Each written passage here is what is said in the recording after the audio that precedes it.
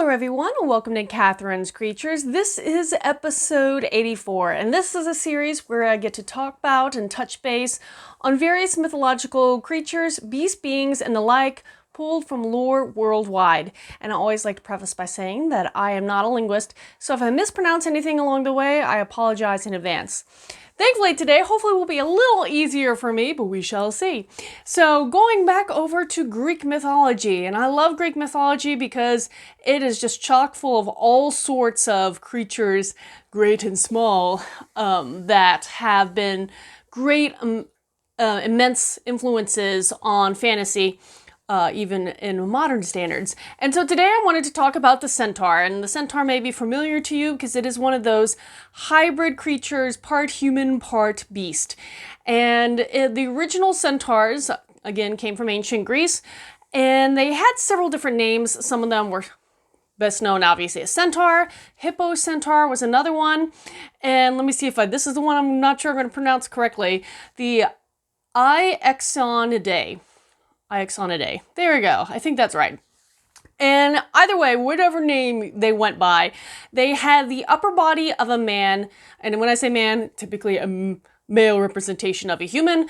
And we're talking about head, shoulders, torso, and kind of where the hips begin. That's where the lower part, as I said, becomes a horse. And so it's essentially the entire body of a horse with legs. Where the horse's head is supposed to be is where the human torso begins. And it's, you know, if you really think about it, a very bizarre construct. But Centaur. And they are obviously not the only hybridized creatures in Greco-Roman or mythos. They do stem from Greek, but they overlapped in Roman, and even since then they were represented a lot in medieval bestiaries as well. So their beliefs and the lore passed for many, many centuries. Now, the kind of the source, the origin of the Centaur varies depending on the myth.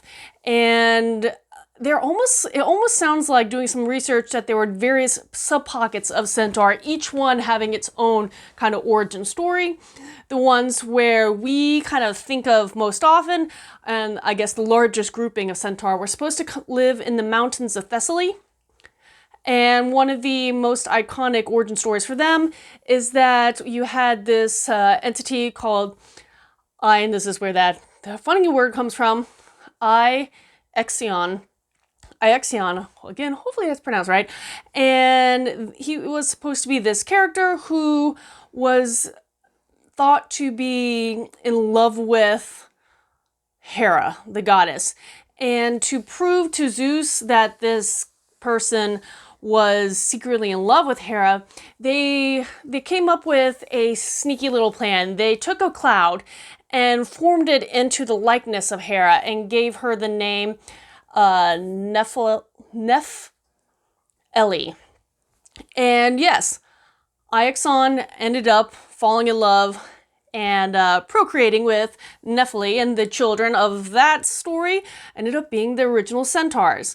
Now, this is obviously not the only Centaur origin story. The other one where the Centaur word comes from that we recognize was where a human called Centaurus, wanted to, well, he had some interesting kinks, let's just put it out that way, and he reproduced with a particular group of horses. And so that's why Centaurs are supposedly half man, half horse, because literally that was a parentage in that lore. So very different lore, one on the kind of god and god and other kind of entity origin, and the other one was a man and a horse.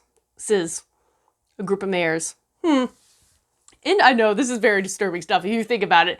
A separate group of centaurs from, I think, over in Cyprus had their own kind of tribe and their own origin story. And those were actually followed by Zeus. When I say fathered by Zeus, that is their one parentage, was from Zeus. I'm not going to go too far into the how of that one. You can always look at that story, but again, that is the Cyprus version of centaurs, and their parentage is Zeus. That is their one parent. Think about it. There's the fourth grouping of centaurs, and was called the, I think it was the Lanian. Let's see, Lanian Ferris, and they were a group of 12 beings.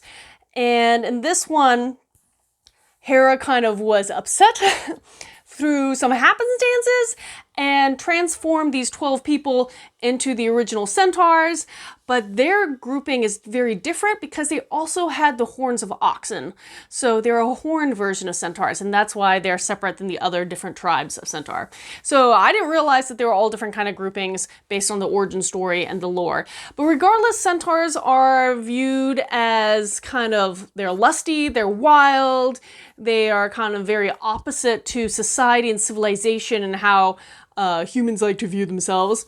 They are prone to imbibe too heavily, and because of that, a lot of their stories deal rather unfavorably for the Centaurs because they do act wild and rash and do some rather unpleasant things. If you are curious about any particular story or any particular Centaur, there are so many.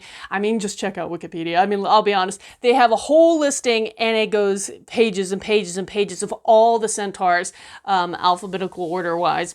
Now, one of the most famous ones outside, of their plethora of choices, but the most famous one is Chiron, and he was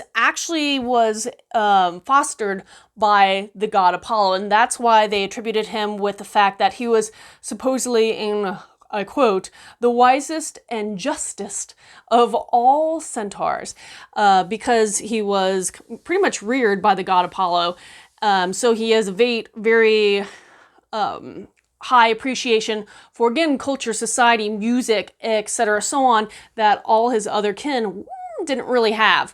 And he himself, I guess, took it upon himself to then go and train and help teach various humans along the way. And those humans obviously became a variety of heroes. The two most famous one is Jason from Jason and the Argonauts, and Achilles, the whole Achilles heel story from Troy, that Achilles. He was also taught by Chiron.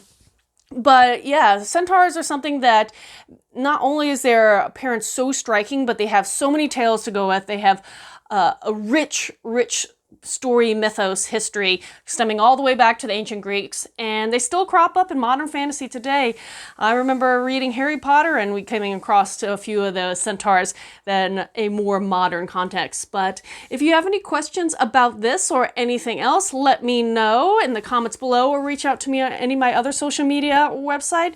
And until next time, everyone, Skål.